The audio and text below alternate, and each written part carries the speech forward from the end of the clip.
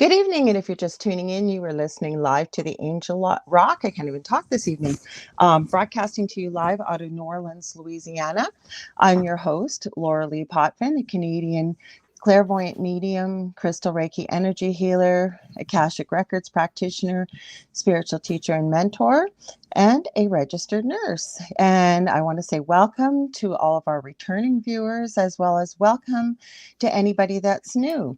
Please make sure to share my show as well as all of the incredible shows that we have here on UPRN, United Public Radio Network, or sometimes as it's known, UFO Paranormal Radio Network. We have, like I say, as I usually do with my shows, we have something for everybody always here. So, and then when we're not streaming live, we have some syndicated shows. We also have a lot of older content that runs through the archive server here. And most of our platforms like SoundCloud, we've got Podbean, we've got all kinds. Anywhere there's podcasts and talk radio carried, we are carried. Now, with my show, if you've never been here before, I say cover all aspects of the esoteric, the spiritual, the supernatural. I have some truth seeking thrown in there. And yeah, that's pretty well it. What I do is the guests that I have on here, whether they're professionally or extracurricularly, are making a positive difference for humanity. And the guest I have on this evening is a friend of mine. I had her on probably well over a year ago. She's done some big changes, made some big changes herself in what she's doing, still sticking with the same field, but some exciting things we're going to talk about. She's a fellow Canadian. I'm going to read her bio, but before I do, I want to give you guys a heads up, as I always do. I'll try to remember during the show. If you're watching this on my YouTube channel or on my Facebook profile, I can't see your comments till after the show. So please come over to the Facebook page for the network. It's called UFO Paranormal Radio. I believe all you have to do is like it, and then you'll be able to see the live stream over there. And I will see what you write down or what you say. I like to involve you guys always in part of the conversation if you're watching live with us. Or you can also participate on the UFO Paranormal Radio YouTube channel, and we have a secondary channel we're using this evening, UFO Gods and Extraterrestrial. My mouth does not want to work tonight, guys. Sorry. UFO Gods and Extraterrestrials. There we go. We do have a third channel as well called International Public Radio. We won't be streaming there this evening, but like I said, the two YouTube channels and the Facebook profile. So let me read my friend's wonderful bio that she sent me. It says, mindfulness and intuitive communication have been the backbone of her journey, both professionally and in the personally and in the professional sector. She's prospered in personal development and enjoys the fascination of being an olive branch to encourage others on their healing path also. Elevating others in the capacity of both their personal and professional lives to reach their potential is an incredible journey. Accredited as a certified somatic and compassionate coach, she's facilitated, coached, and spent numerous hours empowering people to live their best lives, creating positive change. Combining somatic identification, we'll talk about what exactly that is, and solution-based orientation together in mindfulness that is imperative to consciousness has been a beautiful pairing in what awakening to the body as a whole can create in our healing evolution. And everybody needs to do healing, believe me. Integrating what is known as the solar plexus, one of the chakras, the third eye, another one, and metaphysical consciousness, and in brackets she's got STM, a technique called Soma Vision is born. Using the facets of body, mind, spirit in this collaboration, we discover our shadow pieces and the self-actualization of our soul's true nature. Usui Reiki plays a significant role in this transformation. Now, she's got quite a long bio here. I'm not going to read the last part, but I encourage you, we're going to let you guys know at the end of the show where to reach out to her. She's amazing. Welcome. Her name is Raine Dalrymple. Welcome, Raine. Great to have you here. Thank you, Laurel. Thank you. That's quite the bio you sent me. Holy cow. Well, I didn't. And I even left a lot of stuff out because if you remember when I was on, how long ago was that? A little over a year ago, maybe. Yeah, it was. Yeah, a little over a year ago. Yeah. I left all that stuff out because I kind of feel like, that's in the past and now I'm moving forward, right? So Well, plus you you get don't need to my hear all bio of it is, all over again. I know my bio is super long. And when I send it to people, so I've come with this pared down little piece for people, right? Because people get there's a lot of buzzwords in our field. Yeah, Some people may not have heard the term. I have recently there is. discovered Lightworker, which is sort of the buzz term of the century or the last probably couple decades of Mm-hmm. the type of work that Mm-hmm. we both do. No, the other thing I forgot to mention to people, I've told Raine already this. My phone has been crazy. It has its own mind of its own. I have no idea why, but it's happened only once. But if I suddenly disappear, guys, and you're watching and listening, you're going, what the heck just happened?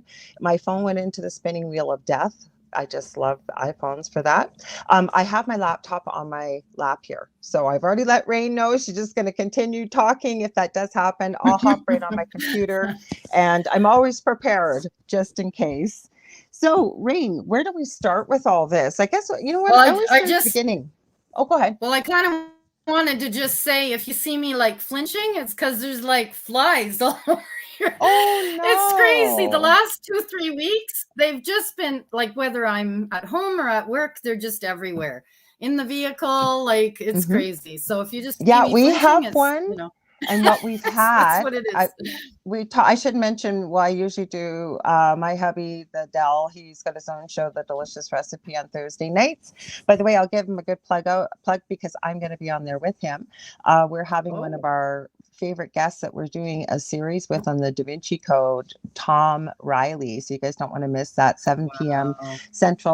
Eastern Standard Time on Thursday night. Anyways, we talked about this on his show last week. And we have had a yellow jacket infestation. They finally called an exterminator because they were going in through the window well, like up, they're going up into the fascia. I just saw one on the screen. Or is that your cat? It was that. No, that's the flies. They love going on the camera. I don't know what their deal is. Well, maybe they're into weird. spirituality, because I will tell you, I just found another one in the house today. And all the animals are acting very strange. I've seen Canada geese flying at 11 o'clock at night. Massive numbers. Look like they're flying in V formation to the south, not to the north. Like crazy stuff. So that is crazy. We'll I have a crazy story for you. Okay, let's hear it. Actually, I have a crazy story that happened to me 2 or 3 days ago. So I was driving out to a friend's house. And, I had my area, my space was clear. I didn't have anything on my lap. Because I had the pets with me, right? As I always do. And I threw my purse on the floor so that it was out of the way. And, I put my hand down I had a sundress on, and I put my hand down just to rest my hand. And I felt something cold there. And I'm like, what the heck? And I reached down, and here I pull up. It was a dime. It was a dime on my lap. Out of nowhere. Okay. So how did that dime even get there? I had a dress on when I got into the vehicle. I was walking, obviously. So then I started getting a cramp in my hand. So I dropped it, and I stretched my hand out to, and then I put my hand back down. I go to grab the dime again. I pull up a quarter. I was just like, wow, this is just too freaky. Okay. I just said, guys, thanks. They're just telling me it's gonna be okay, right? Absolutely. Are you sure it wasn't a loved one? Because I know loved ones sometimes will do that. I haven't heard quarters, but dimes. But you know what? Yeah. Depending on if you've got somebody across the veil that maybe wanted to let you know, like you said, thanks, guys. That could have been our guides, could have been angels, anybody, but it almost feels like it was someone that loves you very deeply. Yeah, I used to find pennies all the time. Inflation. Yeah. Could have been my grandmother, right? Inflation. Exactly. But nonetheless, the message was received, and I just, that's the whole reason I feel that I do what I do, is because when weird things happen, I share that message with others to give them hope too, right? Because our guides and our angels and, our gurus, like whether it's Buddha or Jesus or God, they're all looking out over us and for us, right? Yeah, we're So not here. that's We're the never cool thing. alone. I always tell people, and you know what? You meet so many people that even when I do readings with people, they're at a crossroads. They want to know why they're here. You know, how a lot of people believe we're just here by accident, not realizing. And again, I don't have all the answers. I don't think any of us do, but I truly believe, and we've had many conversations off air, that we're here for a reason, right? Like we chose this life that we're in. Yes. We chose why we're here. So let's start at the beginning. So what got you all involved in all of this? Because we got a lot more different viewers now and a lot bigger numbers. So Right. let them know. Right. So my initial book, I mean, I worked in the helping profession for about 25 years, and that was, helping people with disabilities and teaching life skills to people coming out of the provincial system, the whole 9 yards. And, of course, you're always training. You're always going to workshops, and you're always enhancing your education when you're working. In my 20s, however, I started having visions. And so I do talk about this in my book, Sight Beyond Sight. I started having visions, like, just like you would a dream, but your eyes are open, or you're just laying there in a meditative state, and you see things and things, and just weird things like that really started happening to me. And so, I do come from a family of the paranormal. My great grandmother read tea leaves, and my grandmother was a psychic. Her messages usually came through her dreams. So when she passed away, my gift actually increased. It was really weird because I didn't recognize it until about 6 months after she had gone, and I, just kind of everything fell into place as far as my understanding. So it really just sent me on a journey of self-exploration and growth. I'm also a survivor of abuse in childhood. So it really was instrumental. The whole spiritual aspect was instrumental in helping me to heal, right? So, you combine their input, education, and my personal growth. I only wanted others to heal as I had, right? So that's what kind of launched me into it. You reminded me, my son never asked me this. Many of you that follow the show have seen most of my family members. So Dell's at work, but usually he has been known to show up here and bring me something to eat for supper so he can pop on and say hi, like I can eat while I'm talking. An excuse to get on camera, Yes. And my son with severe autism, that's what made me think about that. That takes a very special person to do what you were doing. And I'm so grateful. And thank you for the work you were doing to be able to work with people with special needs and disabilities. And my son has severe autism, for those of you maybe new watching, but he asked me, and again, he's never asked me. Well, they teach us so much.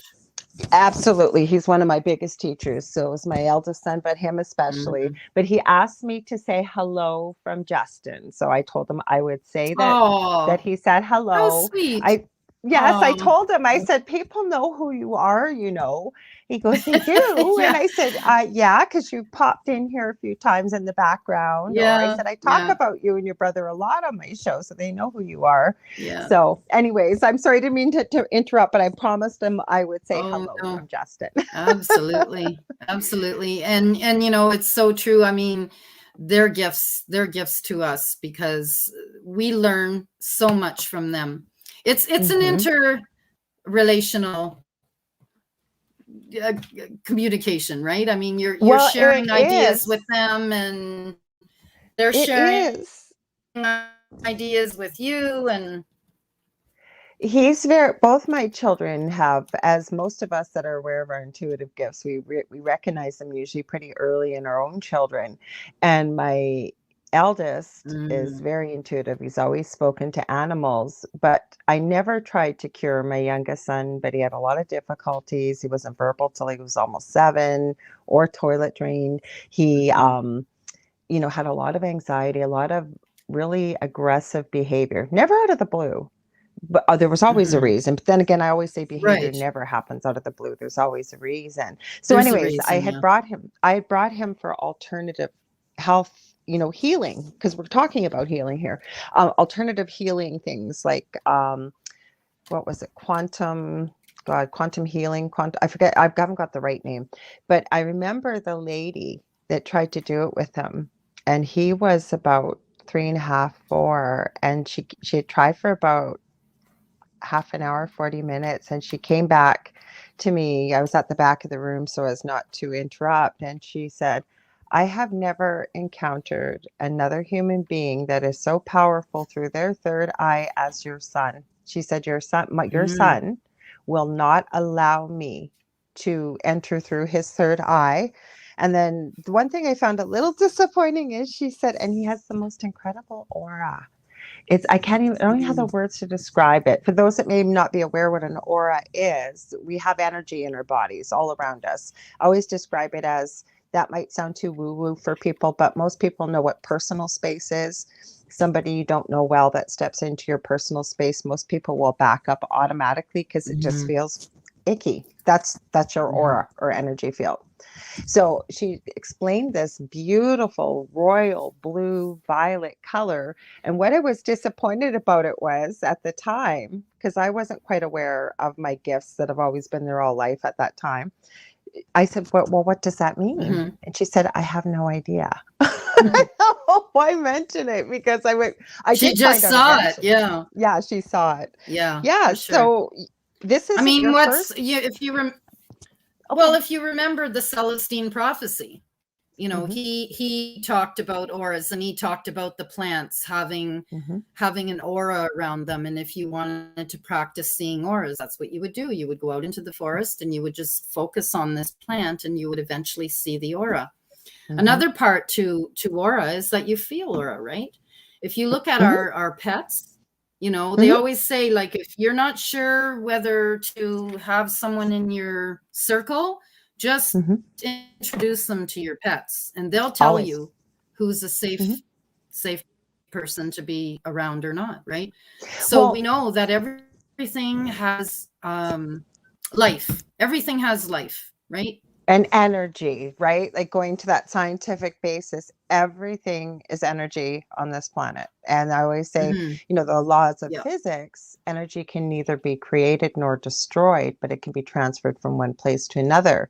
And it's interesting that you mentioned about animals. Both of us are major animal lovers, and I know you are, I am. But I always say to people, say I'm doing a show with somebody, or even talking to somebody privately about the paranormal, first thing I always ask them is, are you around any young children? What are the kids saying, or what are you observing? And then what are your pets doing? What do you see with your pets? Because even now, I've been my eldest son is actually, because my youngest can communicate with animals as well. But I think it's a gift we all have, but we have forgotten that language, if you will, as we get older, many of us. So I'm working on that right now as a skill, because I believe, like, there's your flies there that, are annoying when they get near us and what have you. But they also, there's reasons why we have metaphors, right? A fly on the wall, or a monkey on our back, or whatever it may be when you break it down.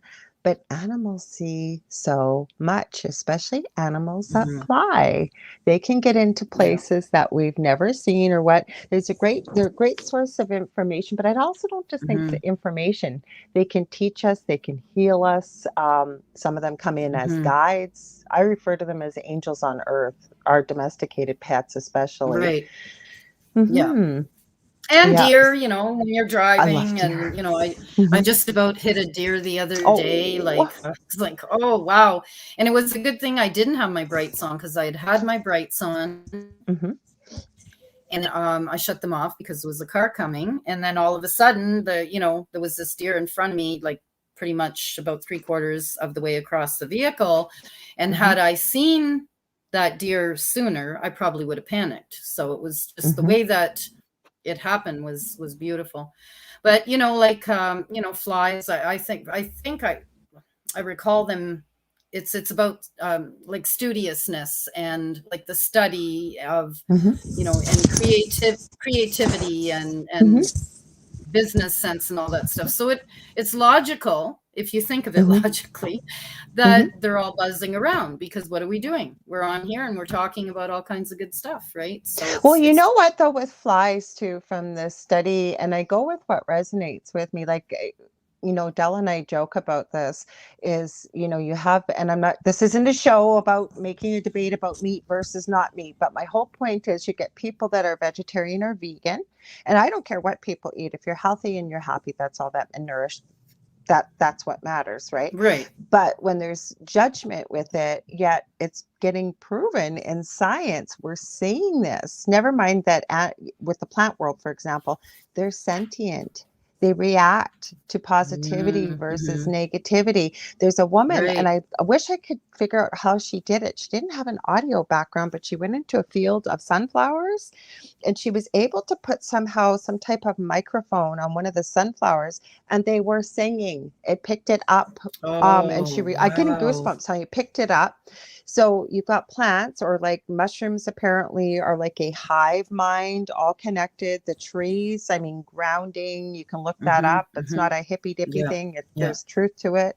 Whereas flies and insects, they're saying have a hive mind. And if you think about that, though, right, with a hive mind, everybody, although you may be sharing the same thoughts or what have you, there's got to be cooperation. There's got to be togetherness. There's got to operate as oneness, right? So what a lesson to be learned from that. Yeah.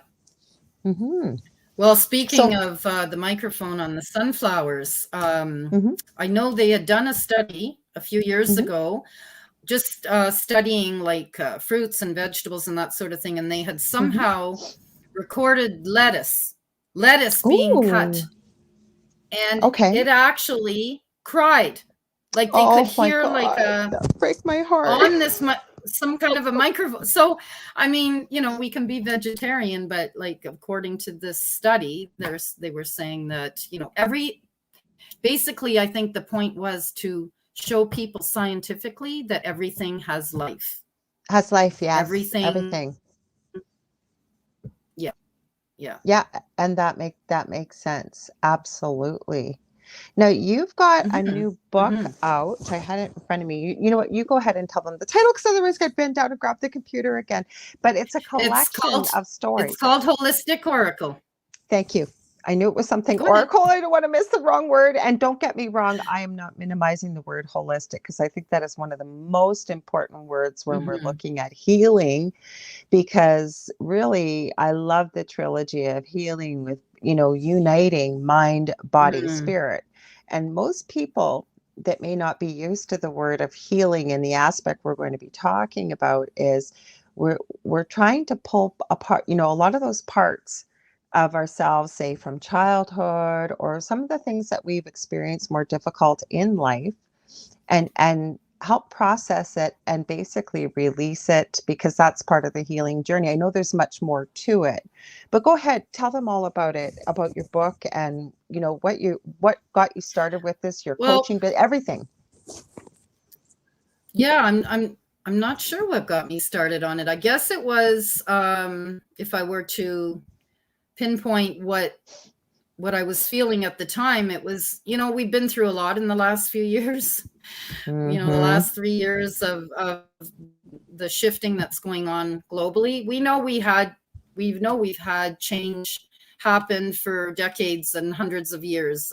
That's obvious. I mean, you look at the evolution of people and the earth. We've grown and we continue to grow. The last 3 years, however, were extremely difficult and debilitating on most of us, to say the least, right? So lots of loss of jobs, loss of our relationships, health, loss of freedom, loss of you know, changes in the school systems, changes in sexuality, because we know that, you know, now they're saying there's more than two sexes of male and female. The list is endless. I don't even know all of them at this point, but, you know, just everything that we've gone through, the shifting, some of it has been good. We can't negate that, because technology can be a beautiful thing, but we also see how it's really shaken the foundation of people's beliefs it's turned people against each other because of the political aspects across the world. And belief systems. I'm going to throw in there about, reminding part of the conversation. You and I have talked about this a lot off air. So we're being very careful about how we navigate this, especially with it being YouTube. Plus, we're not trying to offend anybody in any way. We're just stating some facts that we have noticed, that there's been a real division, especially, I think, which was really revealing, because I keep saying, I think that this time period, you hear people say the apocalypse, it's the end of the world. When you look at the world apocalypse, I know you understand this, Raine, but for people listening maybe that haven't heard this before, that the word apocalypse basically means revealing which was once hidden. So I think we're in a real period right now and upcoming where things are going to be revealed, truths are going to come out that we never ever thought we had ever heard of or seen. And it's really dividing people instead of putting our differences aside. And I've said this many times on the show, if we could just agree to disagree and unite as one right now and present a united front, okay, that, even of love or whatever you feel, because it's so important, unity right now, I believe, with what's going on globally. We've seen families fractured. We have seen relationships fractured. But when you look at it, and it's not that this stuff wasn't going on before, but the thing of it is, it's got a magnifying glass. It's been magnified. And that's all I was going to add.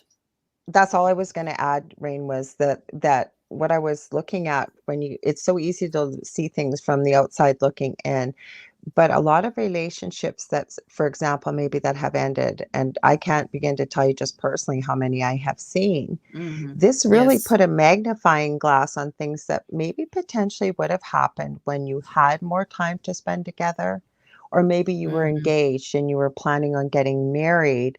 Like, again, nobody's saying that they were going to end eventually, but I think it magnified issues that either needed to be worked on, or there was a chasm so deep that the time spent apart at work and busy life, you weren't able to see it. That with this time period, there's one of the gifts right there. Sorry, go ahead. I know you were going to say a lot. I didn't mean to cut you off. Well, I'm like, my mind's just all over the place because there is so much to say about it, right? I mean, so, we look at, okay, well, we see all of this devastation. And as we say, there's been devastation for eons of time, but this has been magnified. So how can we create positive change to help one another? And like you say, to unite. Well, one of the ways that we can do that is by bringing in healing modalities. And that's what the book is about, is the Holistic Oracle. There's 17 of us, and we come from so many different walks of professionalism. So there's healers, artists, practitioners, all from different walks of life. So we've got one gal, for example, that is an essential oils expert. And I have her little kit, because I'll tell you, I use it daily, right? For, my sinuses, or, she was telling me she doesn't get out of bed till she puts frankincense on the bottom of her feet, right? So, it's to remember that, though, for people, right? Because why does she use particularly frankincense? I think, I mean, I don't want to steal her thunder. She'll, eventually reveal that. Okay, I got you. I just thought people are probably thinking out loud, like, well, why does she do that? Like, I think it acts as a cleanser. There you go. Perfect. So a detoxer, right, for your body, and also like boost your immune system, right? There you go. That's what I meant. So like, just because people are going to go, why does somebody do that? Listening. Yeah. Why would they do that? Yeah, it's an oil, right? And we've got a realignment coach that she has a process that she does, and she goes up into the Akashic records, and you're familiar with the Akashic records, but maybe some of our viewers aren't, like you say. So the Akashic records is a place in the heavenly realm that stores all of the files of our past, present, and future lives, right? Of So people visit everything. there. Of Of everything. everything. Even that's why it's so buildings. important what we say. Yep. Yeah.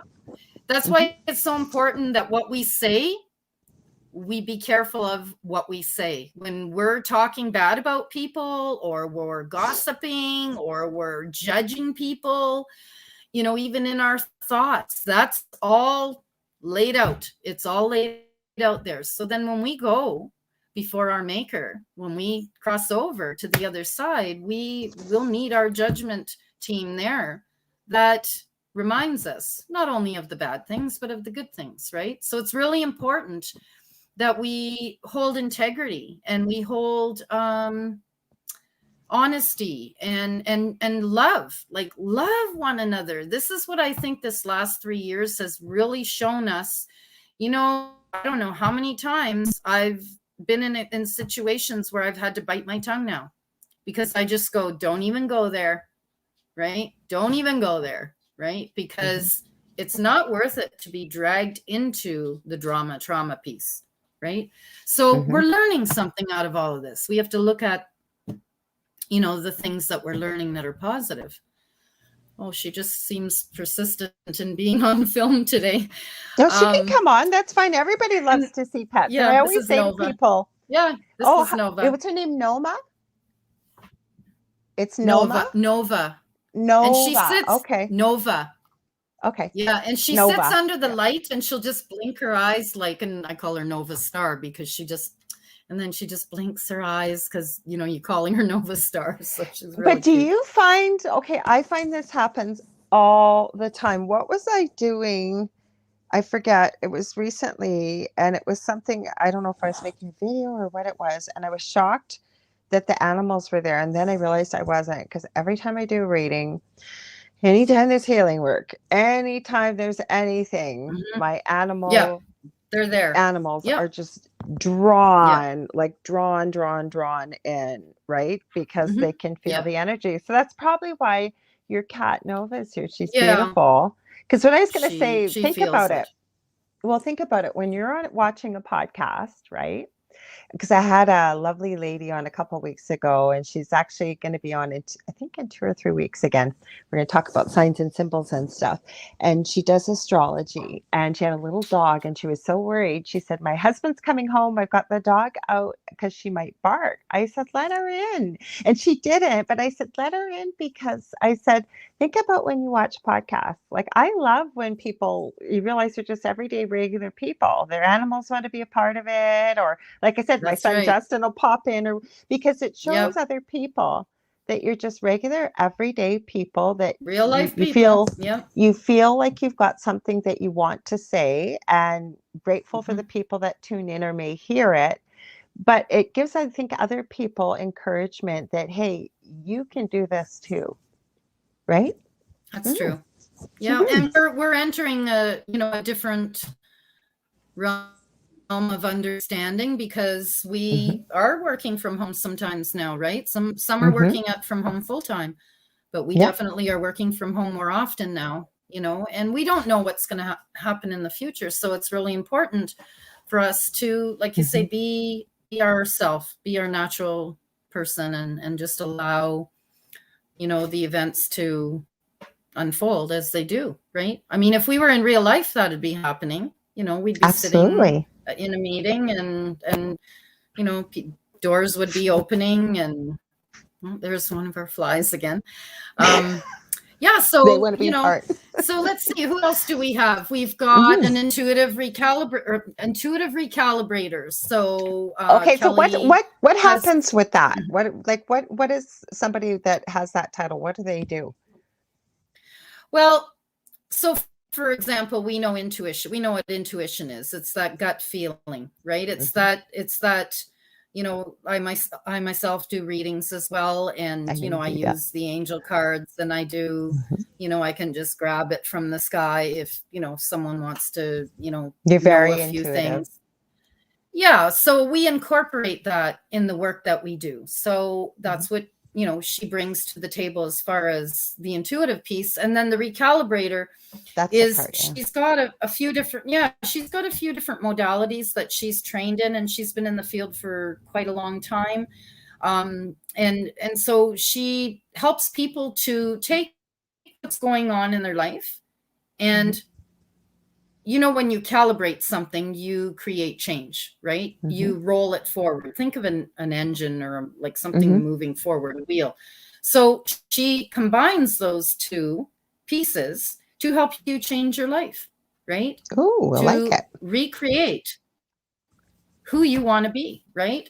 So she looks at memory, and, you know, some people believe that you have to be in therapy for like 10 years to get better, right? I mean, let's face it, if you're in therapy for 10 years and nothing's changed, then you might want to change psychiatrist, because something's not going right there.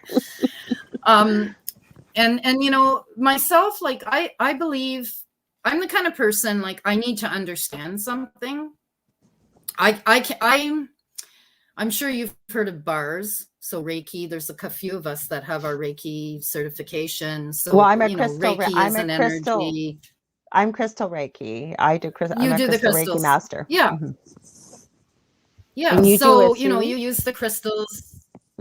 I do the Asui. Yeah. So, you know, we use our hands. We're basically a conduit. I call myself the mailman. You know, God. Yeah. You call, yeah. The mailman. I'm delivering from, you know, I'm the conduit or the mailman. Yeah, you're delivering. That's cool. Yeah, that's cool. So, you know, God, source, and our guides and our animal spirit guides and the master angels come in to help us, right? To deliver that healing, as you say, right? So when I look at myself and the modalities that I've created and how I interact with my clients, is that I help them first to identify what, if they can, because people can't always identify what's wrong. There's something wrong, say they're having pains in their knees or their stomach or whatever. Maybe they don't even recognize that they're having pain, right? So, you know, I help them identify, first of all, what the pain is and where it's coming from, if they can pinpoint it, and then walk them through an interactive, you know, somas of the body. So it's an interactive process that helps them to tap in. Okay. Tap in is going on in their body. So for example, let's say I woke up this morning and my stomach was upset.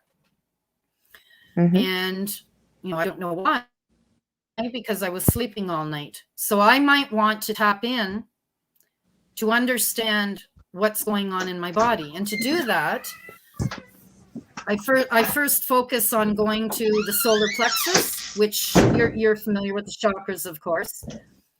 For those people that aren't, there's 7 chakras.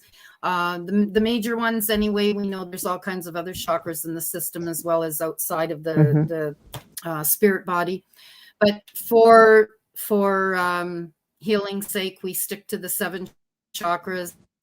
So I help people to go to the solar plexus, which is the core, right? Is the center of our being, and to connect with their third eye, right?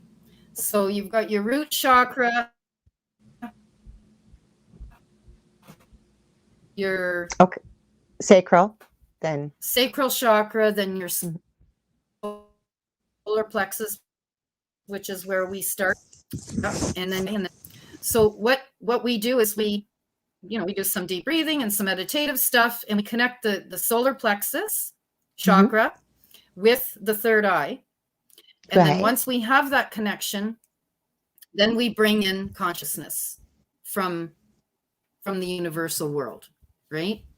So when we bring those 3 together, we're now connected, and now understand at a higher level what is going on in our body, and we can go to those areas and bring in healing.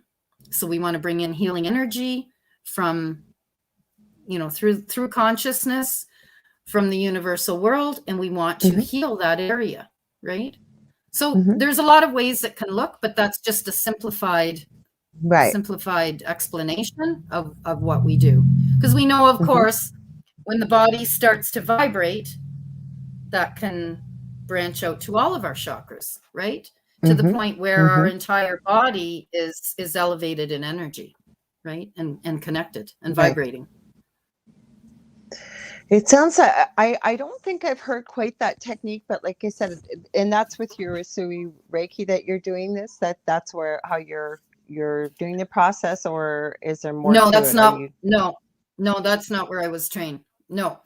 The Usui Reiki is the full now body. I'm confused, so you'll have to back up a little bit for us. So what would you call this technique? Okay, so what would you call this technique? This technique is called Soma Vision. So it's a technique. You did say that. You did. Got it. Okay. Yeah. Gotcha. So the Usui Reiki is a full body treatment, right? Which is done in Reiki fashion. Yeah. And what I created is a Soma Vision technique that helps us to get to the solution or the resolution a little bit faster, maybe, and a little bit, I guess we could say, deeper in a different way. Okay, so I'm going to ask you some questions with it, because we haven't talked about this off air. We knew you were coming on. So with Soma Vision, because I've done Soma meditation, and Soma breathing techniques and things like that. So when you get, because I know people will be asking some of these questions as well when they hear this and find this very intriguing, because like you said, you created this, so it's something new out there. So when you get to the problem within the body, does it get go down to what the root of the problem is, and does it just release it, or how does the healing occur? Just the energy comes in and dissolves it, or what happens with that?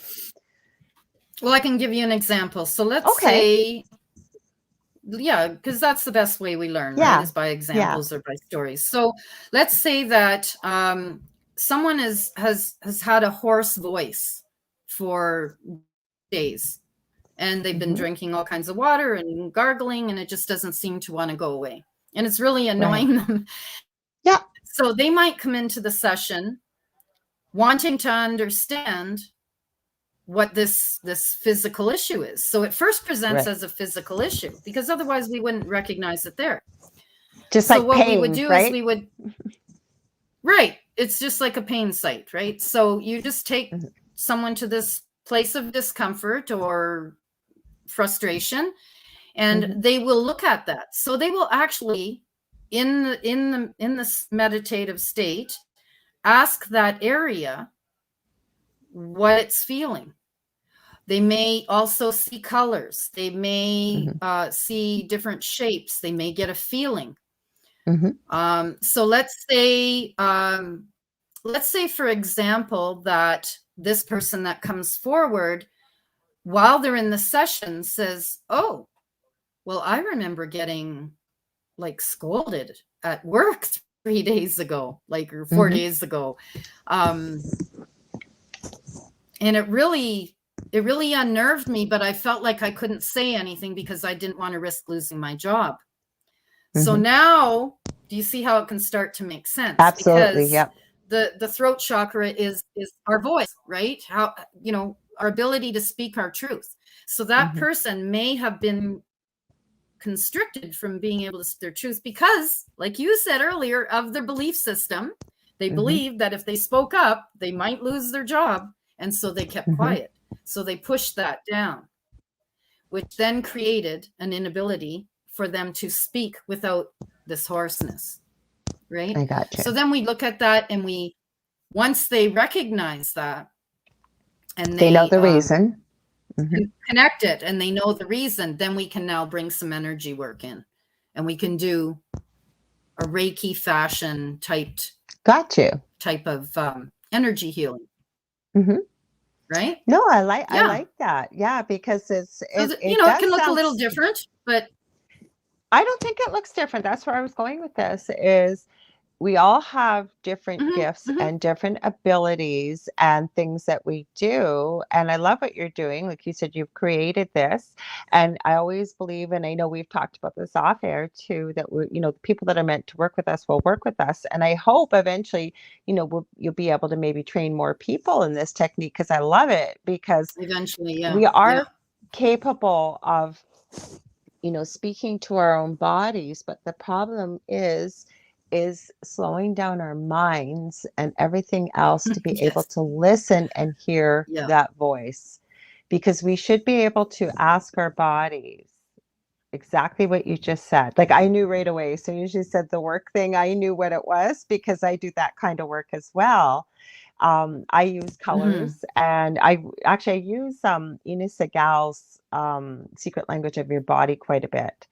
But I tend to, Mm-hmm. whereas some people don't have the time or don't feel confident in doing it. So I love what you're doing, because I usually, what I'll do is it breaks down every part of the body. It goes through quite a few illnesses. And I always tell the person when I take screenshots, for example, a lower back problem. And I already can hear intuitively, what that might mean, and same as I do. But for other Yeah. people, I will Yeah. take a picture of what she's describing in it. She calls that inner voice, I think she calls it the sacred inner healing, or I forget what she calls it. I don't use the big name for it. It's, yourself best, right? So I take a picture, but what it does when it goes through, it gives you various reasons about what could possibly be going on, or maybe has, or even in a past life. And she's going to give the person questions to ask themselves. And it goes through quite a different bunch of emotions. And then it gives them various colors to work with intuitively. Now, again, can some people do this on their own? Yes, but there's a lot of people that can't. And I love what you're doing, because you're showing people. You're showing people, by working with them, because a lot of people can't do that. Like, they can't visualize like what color is, or how to Mm-hmm. use, and not necessarily that you're using Right. color, but you're working with somebody. Hello, Mr. Fly. You're working with somebody, Mm-hmm. because there are people, a lot of people actually probably would not feel confident unless you've sort of worked within this field, I think, to be able to use a book like that. Well, I mean, the one I yeah, was and mentioning, this not is your where, book. Yeah. right, right. Well, this is where, when you are working in this field, you develop your intuition. You might use sense to help calm that person, or you might use sound. So Yeah. sound's another really big one. That know about the frequency videos, so we know how powerful sound is to heal our spirit and our body. So there's a lot of other elements that you would bring in. But again, it's tapping into your intuition, because when you're in the zone, you are connecting with that person at a deeper level, and you will bring out, either you will bring out those helping tools yourself, or you will ask permission. You'll ask that Yeah. person, do you mind if I bring this out or that out, and use it, right? I mean, what this is all showing us, it's far bigger than what we even realize. I think when we're working in these fields, is that we're coming to a time in the world now where we cannot believe what we see, and we cannot believe what we hear. So the only other alternative we have is to tap into consciousness, and to increase our alignment with intuition, so that we can know, because we'll have that gut feeling. We will have that gut feeling. Absolutely. We're both readers, so we have others that read for us, I'm sure, and we read for them. We, do tradesies, stuff like that. And I had been asked by a friend to move in with this friend. And I had 2 readings, and both of them said, "Oh yeah, green light, go ahead. Yeah, it sounds great. Yeah, perfect. You guys get along and it's wonderful and blah, blah, blah."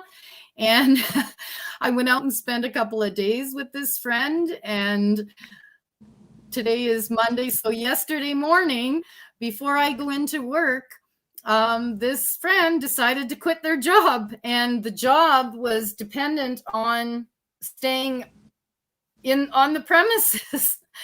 So imagine if I would have left my current home and packed up my stuff and brought it there, I would be homeless. Right?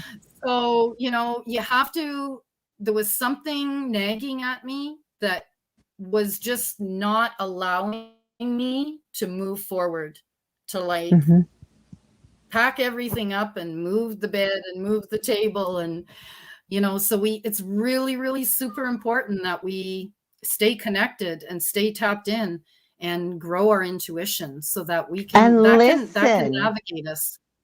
And listen, because sometimes we don't listen. Lots of times, I know for myself, and then I don't know about you, but and I don't like to tell people this unless you are tapped into your intuition, because I know I'm not hearing voices, and I call it my guides that I'm talking to, but I have this argument in my head with them, like, because I have some sassy guides. They're not rude, they're not unloving, they're total love and light.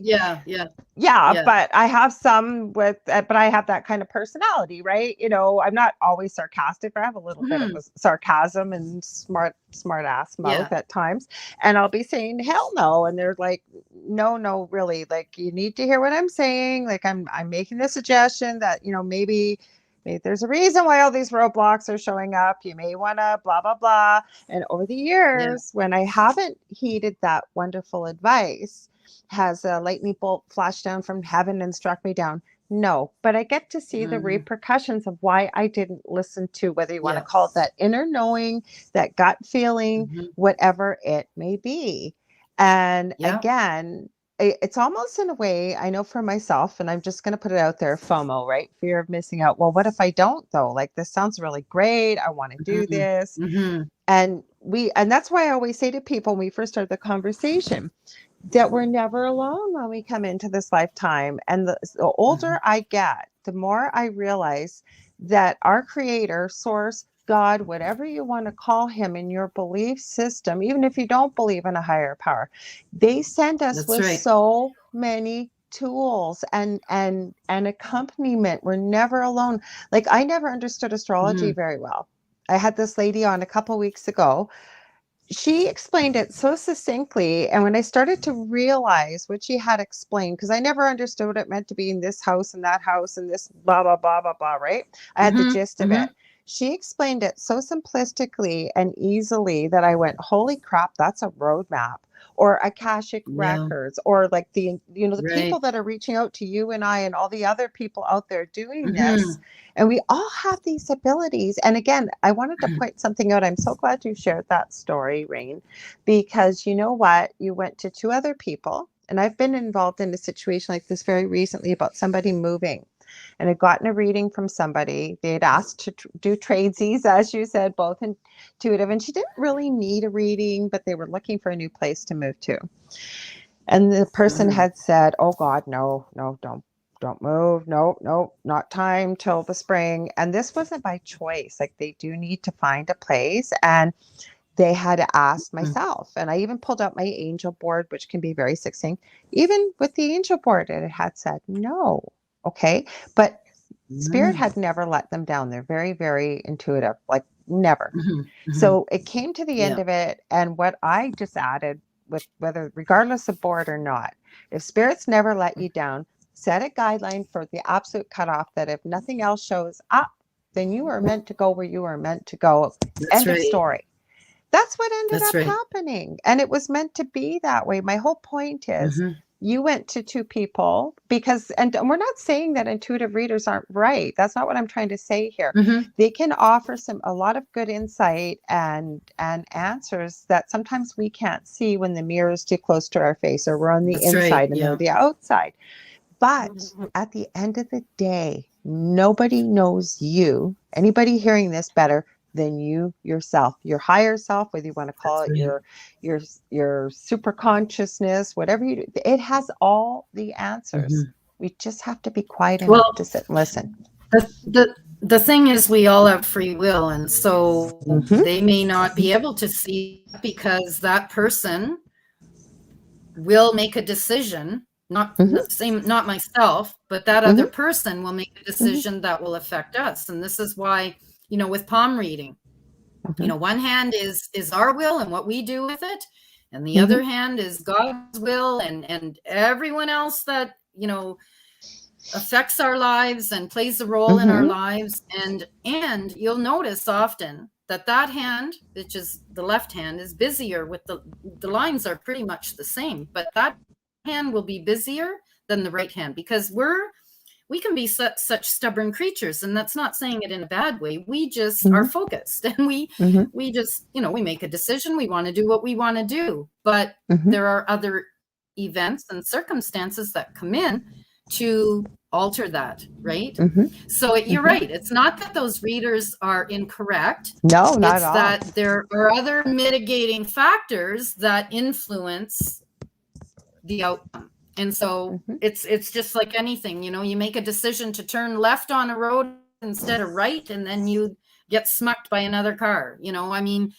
These things happen, right? It's we're living in the real world. But right? I want to say with healing, though, like the soma technique you were talking about, I don't think we can go wrong. I think that if we are being called to go for a session like that, and I think we need healing till the day we leave this planet, because of the things that we run into, the people that we meet, like you said, making a left instead of a right, that's part of life, right? That's part of our journey here. But you can't go wrong with healing. I don't know. I'd love to hear your thoughts on that, but I don't think you can. Well, not with the healing. No. Well, no, because we can't. Because what we're talking about when we're talking about doing readings and palm readings and tea leaf readings and all those, and there's runes out now that are becoming popular. There's all kinds of new funky stuff. That's fortune telling, basically, right? We're tapping in and we're going to get a certain amount of information, but we're not going to be given everything. We're not going to be given all of the answers, right? Earth is a school, one of the most difficult places to come.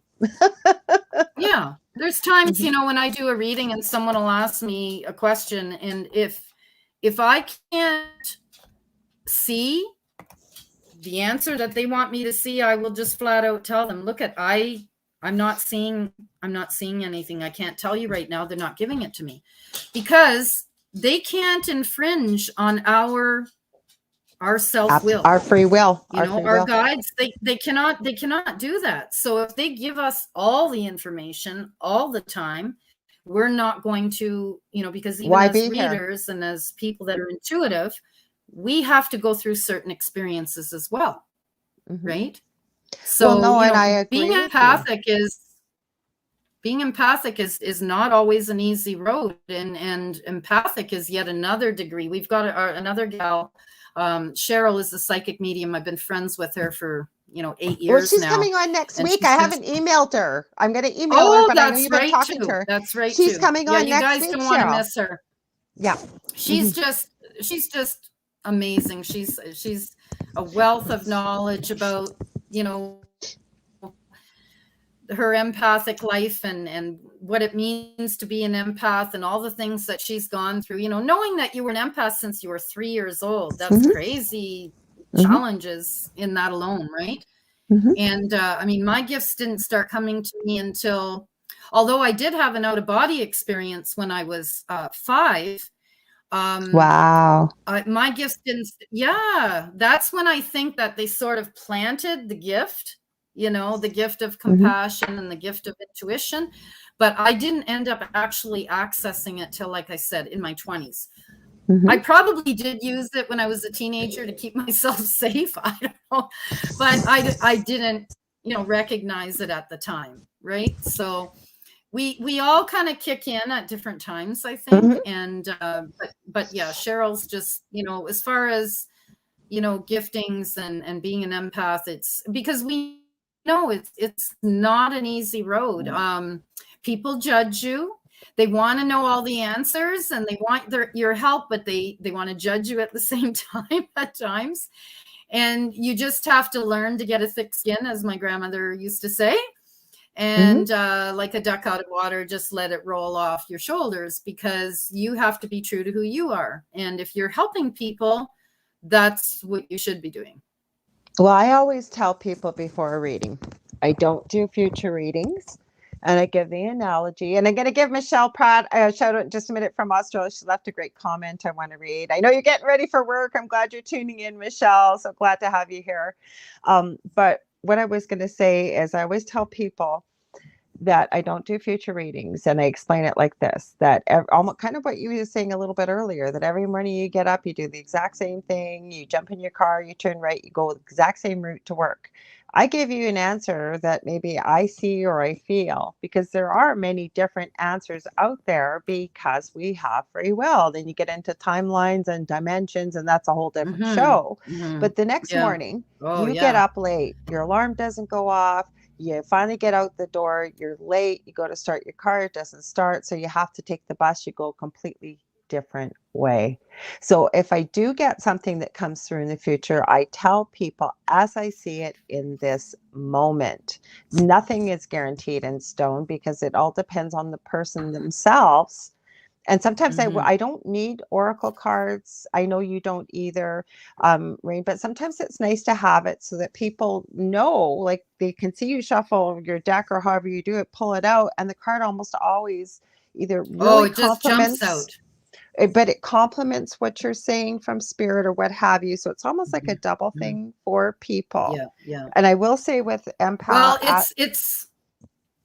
go ahead. It's almost like if you, so let's say you're not using the cards and you're just using your intuition. It's kind of like, if you've got a book in front of you and you're only reading a couple of pages. But if you're using the cards, you've got a fuller deck.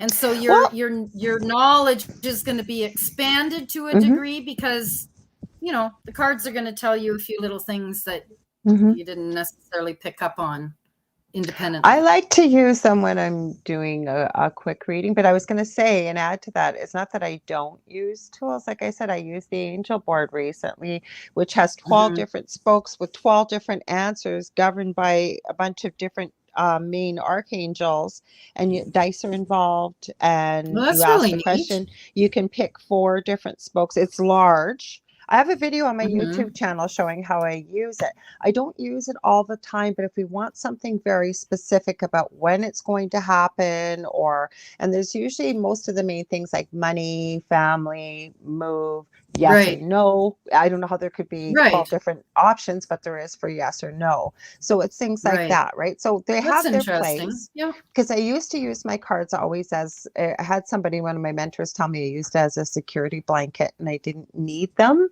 So she really pushed me to move beyond it. And I'm so glad that she did, because they have their place for myself, but every reader reads differently too. And I think that we draw the people that we're meant to work with to ourselves. But I got to read Michelle's comment here. She says, hello, I feel what's meant to be is meant to be. Agreed. With all options given, what you decide is what's meant to be. LOL, where I'm at. No, I think you have a point to that, Michelle, because it's the same thing about when people ask when something is going to happen. To me, and it's taken a lot to realize this personally for myself, but I believe things come to us when they're meant to happen. What's your thoughts, Raine? Yeah. That was an easy answer. And think, and everything happens for a reason, and when you're really connected, it's an interesting thing, because I'll go to do something. Let's say I'm going to hang a picture up or something, and I'm looking I looked for nails the week before and I couldn't find any anywhere. Yeah. And then all of a sudden I'm walking in, down in the hallway, and there's a box of nails sitting on the corner of the dresser. Things like that happen all the time. It's just crazy. I can't count the times. Like, when I need something like that, it happens. Right? Yeah, but enough now that for whatever reason you weren't meant to hang that picture in that moment. So when the nails show up, that's the time to hang the picture. That's the one the thing I was time. going to add about being an empath, I like when I'm mentoring with people, because I meet many people who look at it as a curse. I always like to look at it as a superpower, I say, because there's always, we live in a duality type environment right here on Earth, right? Yes. So there's Yeah. going to be good things and there's going to be not so great things with it. But if we can tend to focus more on what are the great things, I think we bring more and more That's to right. ourselves. It's almost like gratitude, right? The more we're thankful for things, the more things come to us to be able to be thankful for. And so, think about it as an empath. You can pretty well pick up when somebody's lying or when somebody, you know what I'm saying? Or, yeah, there's many good things to being an empath, but it can be very absolutely difficult as a young child, like you mentioned with Cheryl. Well, I know people that have shut it off.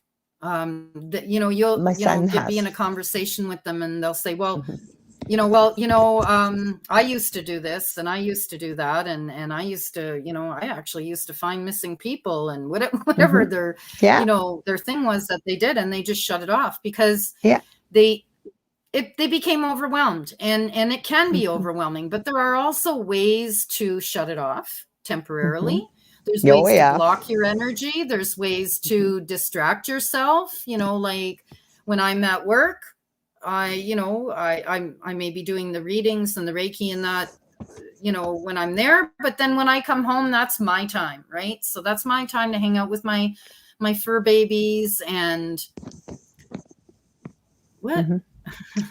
She's talking about, I'm going to say it's not a bad word. Michelle said, talking about being an empath, that bullshit meter goes off. Oh, she's saying, sorry if I said a bad word. It's not a bad word. It's okay. Yeah. Yeah. No, that's not. Yeah. Yeah, totally, Michelle. Yeah. She's right on the money there. So, absolutely. Like we just have to learn. All of this is, we're all learning and we're all growing, and we just have to learn how to deal with it, how to shut it off when we don't want it on full and strength. we have that right. And we have that right yeah. when I'm mentoring with people, because I'm sorry, I always say it's not my job to judge, but I am going to pull an example from TV. And I always say this really could be her life. This could be how she operates. But when we see the Long Island medium and she's out for dinner and it's like, oh my God, I can't eat my dinner. Spirit won't go away. Spirit's coming up, blah, blah, blah, blah, blah. You don't have to operate that way. So I'm not judging her. What I'm saying is, could it be that way? Absolutely. But I always teach people, or like you said, when you go home and it's your fur babies or it's your time, you've made that clear that, or like I have people that get woken up in the middle of the night. Many of us do, by spirit. And you set the parameter that I do not want to be woken this evening. I need a full night's sleep. Or when I put this ring on or this necklace or I light this candle or whatever it is, we're open for business. But once that is extinguished, once I take that off, sorry, we're closed. No vacancy, whatever you want to say. I'm not open for business. End of story. So you mentioned that, well, and we have that right as a human being. We're living in the human conditions. So we have to live our lives, right? You also mentioned the duality piece, and I think that's really where we're heading, and that's why it's important for all of us to learn this, is that we will be living a dual existence in a sense. Like, do you want to choose to live like an earthly bound? And when I say materialistic life, I don't mean that you're going to live like a pauper monk with nothing, but but that and then there's the whole spiritual aspect and consciousness and being tapped in, which is extremely important to help guide you in your life and also to help others. I mean, I did a reading for someone several years ago, and actually what happened was I didn't have my cards with me, and she wanted me to do a reading, so we just did it, freestyle. I'm sure it was awesome, because I've heard your messages. Yeah, and she said, well, how about my dad? Because she was a little concerned about his health, and I said, oh no, he doesn't have very long. And she said, well, how long? And I said, probably about 2 weeks at the most. And that's what I was getting to, right? I said, doesn't feel like it's 2 months. It feels like it's maybe 2 weeks. And she said, oh, because I think this was like around April. And she said, well, because we wanted to go and visit this summer, but, and we were going to like do dinner and pictures and everything. And I said, oh, you'd better do it sooner than that. So they did actually go out within a week or two and had dinner with Dad and took pictures with the grandchildren and all of that kind of stuff. And literally like, a very short period of time after that, he passed away and he went on to the next world. So she was so grateful for that. I mean, think of how awful it would have been. I mean, you live through what you lived through. She would have lived through not There've having been so many regrets. Had that time. There would have been regrets, right? So, they had that special time together because I was willing to share the truth, right? So, or what I was receiving as the truth. I think we especially have to really be careful. Oh, sorry, go ahead. I think we got a delay. It seems like there's a pause and I'll start talking. We do talk over you, hon. Sorry. Yeah. No, we do. We have a delay. Well, we just want to be careful, in how we relay information to people, as an empath. You don't want to go up to someone and scare the heck out of them. But if it's something that's really pressing that you feel that you need to share with that person, then it's important to share it. Well, I think it's important too in this field, especially, and again, this is not being said with any judgment, but I think we really have a responsibility to be very truthful with people. The other thing I will always tell people before a reading, because I get a lot of people coming to me that my daughter's having a lot of problems and I wanted to have a reading about this. So I always tell them, there are ways we can ask questions that you may be best able to assist or help. But if it's anything regarding your daughter personally, could I do it? Yes. Will I do it? No. Because to me, that is like breaking into somebody's house, walking in and helping myself into everything uninvited. And again, that's just the way I describe it. But can we? Of course we could. If you're able to go into energy, energy is energy. But should I do it? In my book, no. But I think we have a responsibility because there's already people that don't necessarily believe in this type of stuff. I find that the doorway, like we've been taught, you just said it earlier, like we're it's almost like it's opening up. But I think, in order to, I think honesty is the best policy, especially with the type of work that we do. Yeah, for sure. Absolutely. So you've got when Cheryl we're talking in there? about the Soma vision. Okay. I just wanted to mention when we're talking about the Soma vision. So first of all, we're going to do a somatic identification with the body. And then we want to come up with a solution. For people and me? Soma is of the body. Okay, no, but somatic identification. What is that exactly? So it's identifying the pain or the discomfort or whatever is going on in your body, right? Okay. And then you want to come up with a solution-based orientation, and that's how we were talking about, going to the space that the issue is residing in and understanding what's going on there and asking it.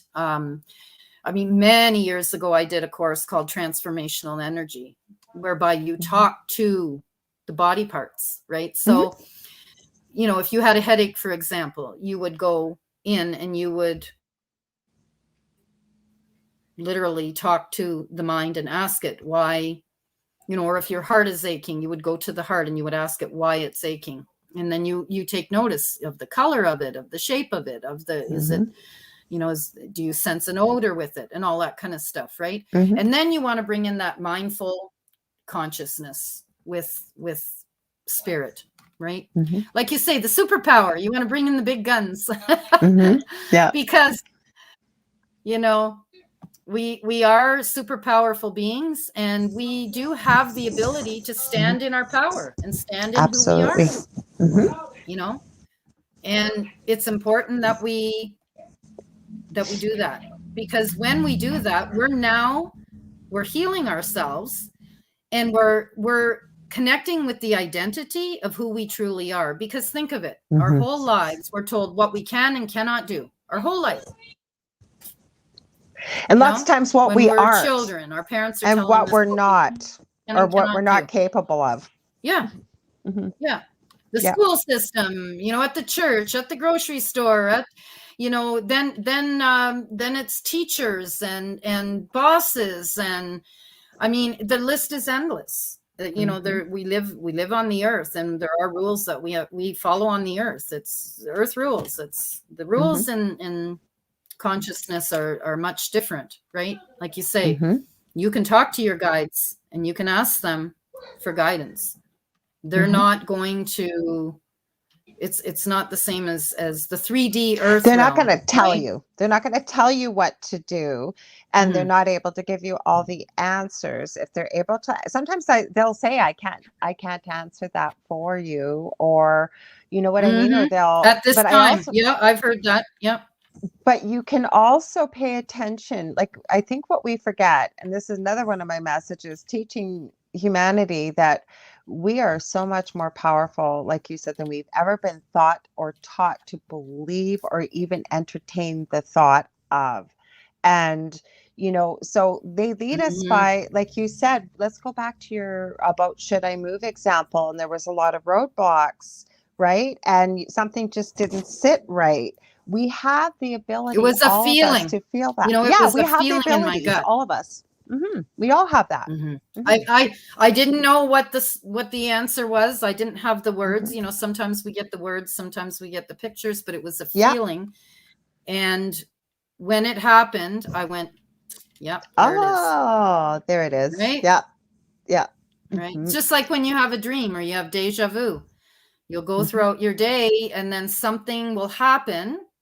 Let's say in your dream, you were at the mall and you saw someone walk by, and then you're literally at the mall the next day and someone walks by just like in your dream, like just slowly walks by, right?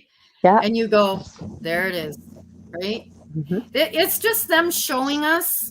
Maybe there wasn't any big message there. It was just that it's just them showing us that we're on the right path. Number 4, you're on the right path. Yeah. So, I hear you. Yeah. Yeah. The whole, our angels, and hey, think of it. When we go up there, do we want to just be sitting around doing nothing? We're dead. No, we want to be out there helping people and and being angels of light, Well, studying near-death experiences for personally and professionally for 40 years now. And I've spoken with many people on my old network. I haven't had them back on here. I should probably do a show like this. They claim they've been to heaven. I had 2 people on a show once on my old network. I used to do a show Monday through Friday, and they'd never met each other. One of them claimed that he was an angel in a past life and knew me. It was quite an interesting story. I've told it on this show before. I had they said I was part of, believe it or not, the fairy realm. And I have had confirmation again from a third person who was a mentor of mine that I've told it on this show quite a few times, so I won't repeat it, but holy cow, that there was no way these people would have been able to confirm it, and they did. Anyways, the 2 people on my show never met. One claimed he was an angel in a past life and knew me at the time as part of the fairy realm. It's a really cool story. It'll be in one of my books. And then the other person has had strange things happen to them their whole life. And they didn't have a near-death experience. They literally were on the couch, I think, with their sister and a friend in college. And they stood up to go grab something. And all of a sudden, they weren't in their living room anymore. They were finishing where certain buildings were in heaven and what really happens in heaven. And these 2 had never met each other. So, and this was a live show. They hadn't cooperated with each other. But as I understand it, and there's been far too many stories and books and things, people sharing personal stories, that we have jobs on the other side. I mean, if you really want to just go there and put your feet up forever, I guess you could. But we have healers. They have like doctors and healers on the other side that will come in and help assist with the work, like say that you do or I do. There are, they go to school. I have a friend. Back there. Oh yeah, there is a school. Yeah, there is a school that we attend. So now this is my theory on it. I don't know, but you know how we're conditioned in our brain with the biblical understandings and all of that. Oh, you're going to hell if you commit suicide, and that. That when we make choices like that, when we do cross over, we do. We have like almost like think of purgatory, the levels. We sort of have like levels or educational grades that we have to go through before we can move on and move up and move forward. Because let's say we chose to take our life, even though we may have been in mental and emotional torment, and that anguish, we wanted to relieve that anguish. It's important that we understand in the next world why we did it, why it's not good to do it, yada, yada, yada, right? So I have a different belief system. While we're over I have a there. different belief system about Let's that. hear it. Okay. Now, I always say none of us are going to know the answers till we transition back home ourselves. That's what I call it. That's true. Yeah. Okay. So I think I've done a lot of learning. And again, it could be all BS, but there is somebody right in the beginning years ago. Well, not right in the beginning. It was a few years after I'd started this journey. And I found this website called channelingeric.com. And it was the story of a mother who was a doctor, was an atheist with 5 children, came in Texas, and her 3rd child had severe Tourette syndrome and depression. Anyways, long story short, and he was quite a character. Apparently liked to smoke the green stuff, apparently had really smelly socks, all kinds of stuff. There's a reason why I'm telling you all this. So I guess her sister was in town. He was home. They had a nanny, with her being a doctor, and I believe her husband was an engineer or something. She needed some help while she was working with 5 kids. She stayed on with in the house as the children grew up, to stay as a housekeeper. She was part of the family. So they were going out for lunch. The mom, the aunt, and the sister that was almost like a twin to Eric. And they asked Eric if he wanted to come. He said, no, I'm just going to stay home. I'll be fine.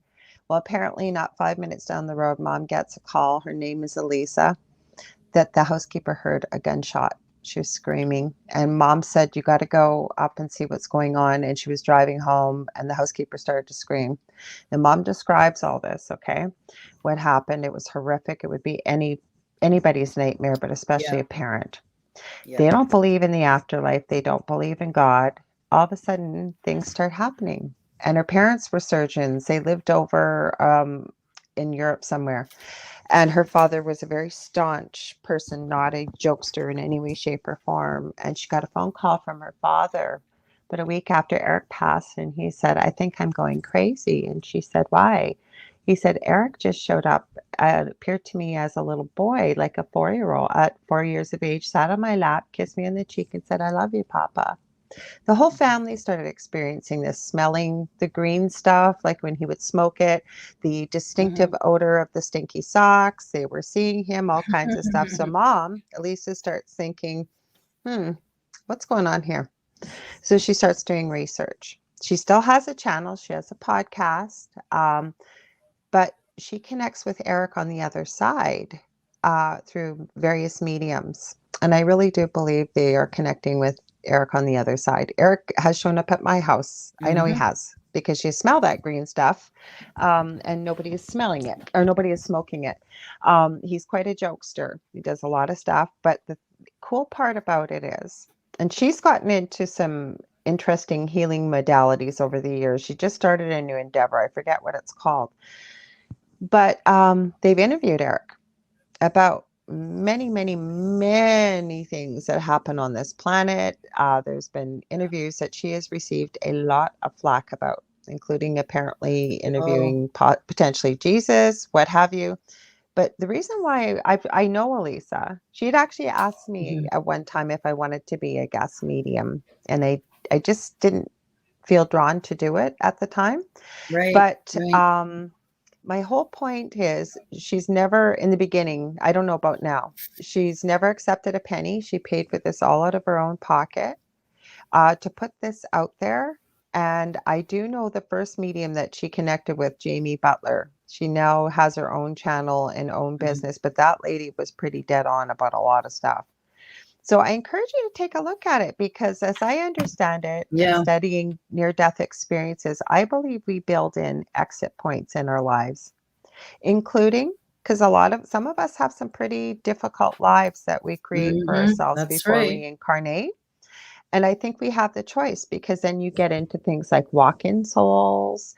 You can get into all kinds of things like that. So to me, and it seems to make a lot of sense to myself anyways, that Earth is a school and it's almost like a play. And I've heard many people say this who've had near-death experiences. Dolores Cannon talks about that. Many people, not just Dolores, so people have had near-death experiences that when they looked at it all from up above, realizing that it was just this big stage. They were the main player. The cast of characters were coming in. They could see the cast of characters coming in from the outside. We come in with spiritual amnesia. We come in with these heavy, dense, fragile bodies. So I don't know. I almost feel like, and I had somebody Canadian on here, Garnet Schulhauser, and we were talking about this. He said he was a lawyer near the end of his career in Calgary one day, out walking, and claims he met his spirit guide Albert on the street as a homeless man. It was quite an interesting. I watched your show on that. Okay. I watched your show on that. So we talked about that. We talked about, and I really believe, if, like, think about it, he's in that show, he had said, if you play a murderer on TV, or you play, or like a movie or whatever, right? When the movie's over, the movie's over. You move on either to the next role or whatever. Yeah, exactly. Maybe it's the same way with life, if you think about it. Maybe, because Eric claims that this was an exit. He claims this was an exit point built into his life. So everything that you, everything that you've said, is I believe all of that. I mean, they connect with us. There was a priest years ago that had lost his son, and he didn't believe, in the same way like we do. And his son started coming and visiting him all the time. Like the clock would ding at a certain time all the time, like every day. And as he investigated it, he found out that, spirits, when they move on to the next world, that they actually communicate with you. And then he became a believer, right? So, I mean, I've had many of not many, but, some of my friends that have passed on, and family come to me in my dreams, or easiest way talking to me. So, there's got to be something to it, right? There's got to be something to it. And as a nurse, I am writing a book. Actually, it's interesting. Your book, you said the Healing Oracle. I always forget the first name. Holistic. Oracle. Oh, I know it's an H word. Sorry. I'm so sorry. I have so many people on with different books. I apologize. Holistic Oracle. Okay. I am writing 3 books. My 3rd book, and I'm collecting the stories now, mainly from nurses, and myself having worked. I've been there at the beginning of life, hundreds of times in the NICU, and the end of life with people working in palliative care. But as nurses and first responders, but not so much nurses, and you see a lot of nurses get into the field that we're in, or the caring professions like you were in yourself, because we see so many unexplainable, incredible things in life that there's no explanation. That's going to be a fascinating book. Got some cool stories already from some nurses that are completely unexplainable. It's so funny that you say you're writing 3 books. It seems like once we write one, we just want to keep on writing. I've got 3 on the go. Like this one's heading out soon, right? So I mean, when is it ready? People can pick up the ebook offer on September 30th, and then the actual physical copy and the launch of the book will be October 8th. So, and we'll have book signings all over. We're going to do one in Alberta, one in Saskatchewan, and one in Ontario. Go ahead. Sorry. Yeah. So that's the goal. And then it's like, okay, I've got, 2 or 3 others that I've started. So, winter will be a good time to work on them. And, the next one I'd like to do on supernatural, the supernatural. Ooh. And people's experiences with the supernatural and seeing spirits and near-death experiences and all that kind of stuff, right? So, I've had some people express interest in wanting to be a part of that. So, yeah. I'm definitely well-versed in the supernatural, because you talked about what people's impetus is for, starting the journey that they do, that things that we're doing. I've always been aware of my gifts and my abilities as an empath, especially, not realizing there was a label for it. I found out in third year university. I was walking into one of my nursing classes, and something had happened and I was upset about it. I don't know what it was. I don't get upset that often, but I was, and I didn't say a word. I didn't slam my books down. I just came in and sat down.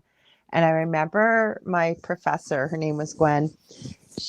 And like I said, this is a nursing class, and she stops the class because I was a few minutes late. And she says, "Do you realize, Lorilei, that if you walk into a room, that if you're in a not so great mood, I can definitely tell that you're not, that you affect the whole room. And when you are in a happy mood, it affects the whole room." And I remember my mouth dropped, because nobody had ever said anything to me like that now. And I'd always been trying to find out, what did she exactly mean? Like, how would she have known I would? And now I know.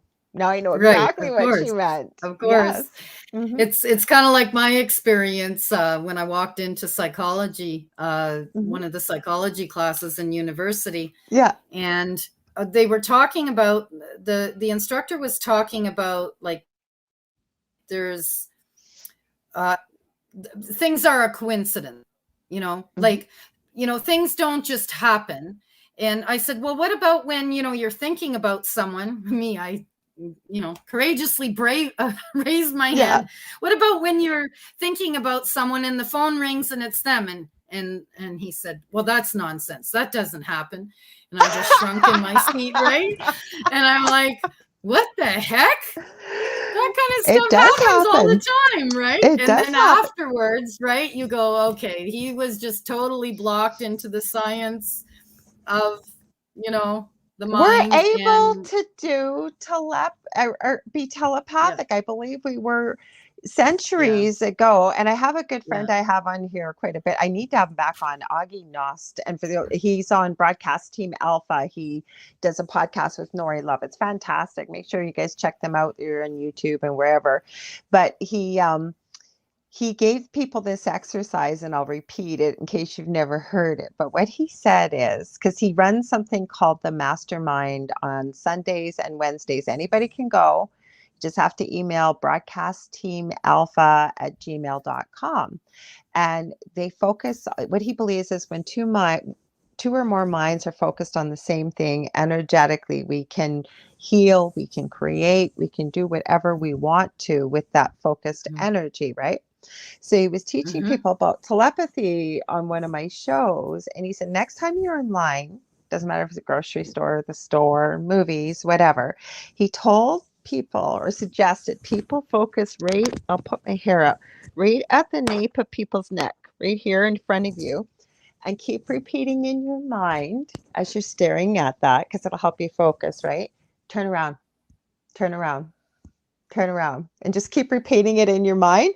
He said it may not happen the first time, but keep practicing. He said you will see people turn around with the most puzzled look on their face, like, did you just call me? Did you? Why? And then they look at you, and you're just innocently standing there. It works, and they've proven it with science.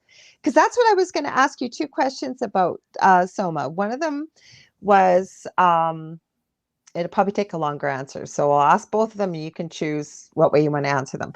One of them is, do you need to be in person to do your work, or can people do it? Like, does distance make a difference? And the other one, because Spirit keeps nagging me to ask this, have you worked with people with cancer with this? Are you able to, and that's not a judgment, just wondering if you've done it or not, or what it's shown you.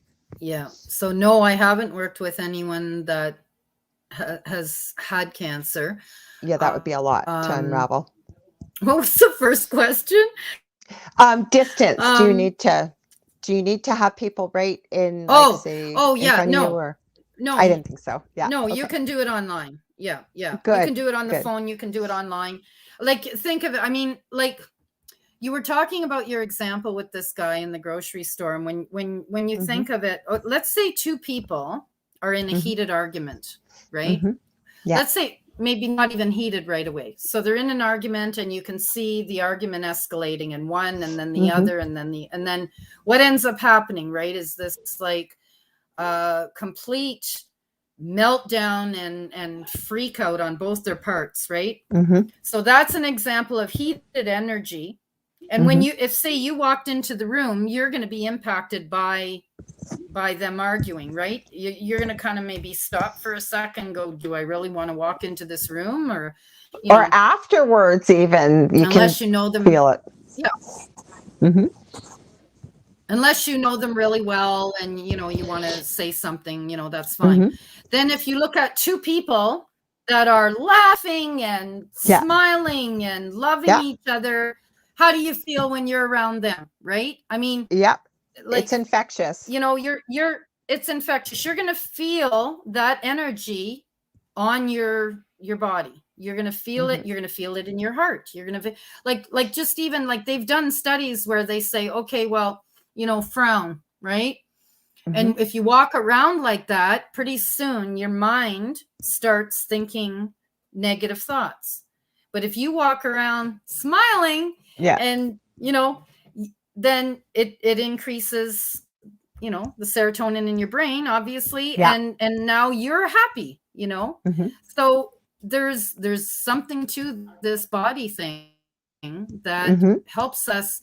Another thing I'll just, this is just coming to me, they want me to share this, is for so many years, because being a survivor of sexual abuse is a very difficult path to walk. And I know many people that like I had suffered depression and anxiety over many years, and I ended up moving out west, and all my family is in Ontario, so that's been difficult, not being able to see them. But I had to learn how to deal with all of that baggage myself, because I'm the only one that's going to help me, right? That's right. And there was a point to this. What did they want me to say? Don't you love when that happens, when your mind's going a mile a minute? As you keep talking, it'll come. That's what happens to me all the time. Yeah. Because we've got so much going on in our minds. So you were talking about, like you said, you moved out west. The words, to have the words. It'll come back. I'll read Michelle's I think it's just comment. Because I got stuck, Okay. Oh, don't feel bad. This happens to me lots, but for me, I don't feel bad. Keep talking. No, I don't. But good. Spirit will give it to you again. But it sounds like that you were sharing, though, and I think you made an important point. Even if your family had been close by, okay, even if somebody, a friend, anybody that had experienced sexual abuse, like you mentioned, it's not what you experienced, and nobody knows you as well as you know you. You were the one that had to do the work. You were the one that had to go in there and make the choice to heal, like you said, the anxiety.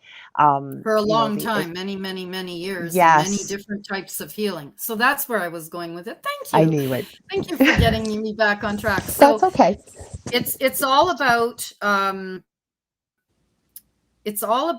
finding what works for you. And any one thing doesn't necessarily work. It takes a lot of things to make it work for you. And it's a bigger that's the reality of it. And a bigger gift to you to go to many different modalities and try many different aspects.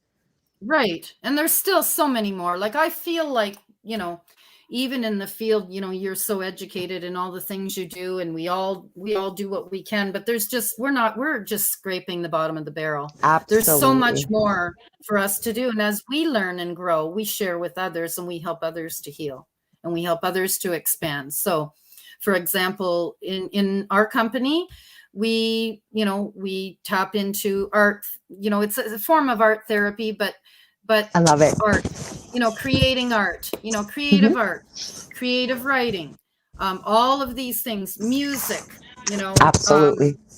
I was actually able, I didn't have much of a summer because I was working on the book and working all summer. And I was able to get away last weekend to a festival. Good for you. Actually, not far from here. And it was just one, like, I literally, for the last 3 weeks, everyone, and even today, the phone has not stopped ringing.